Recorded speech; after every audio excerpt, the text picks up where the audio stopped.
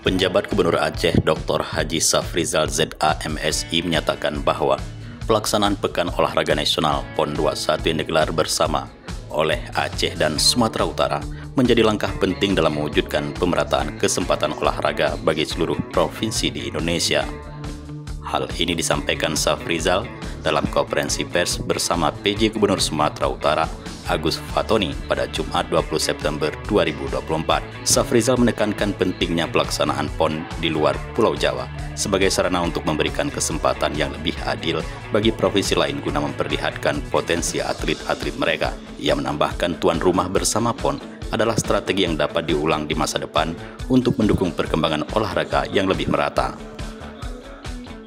Lebih lanjut, Safrizal menegaskan bahwa sukses PON Aceh Sumut tak terlepas dari sinergi berbagai pihak, termasuk masyarakat Aceh yang merasa bangga terlihat dalam acara nasional ini. Ia juga menyoroti keberhasilan dalam 4 aspek utama: penyelenggaraan, prestasi atlet, administrasi, dan kontribusi ekonomi bagi masyarakat setempat. Kami alhamdulillah bangga bisa melayani bangsa tuan rumah Pekan Olahraga Nasional. Di awal-awal terkendala, tetapi dengan kolaborasi kerjasama dengan semua pihak, insya Allah kendala-kendala bisa kita atasi dengan sebaik-baiknya.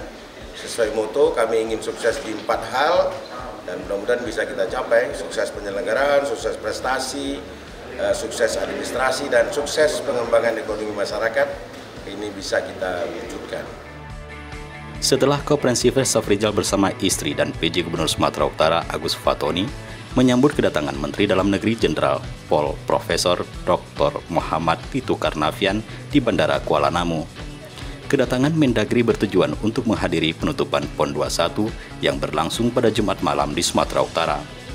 PON 21 sebelumnya dibuka pada 9 September 2024 di Stadion Harapan Bangsa Banda Aceh oleh Presiden Joko Widodo.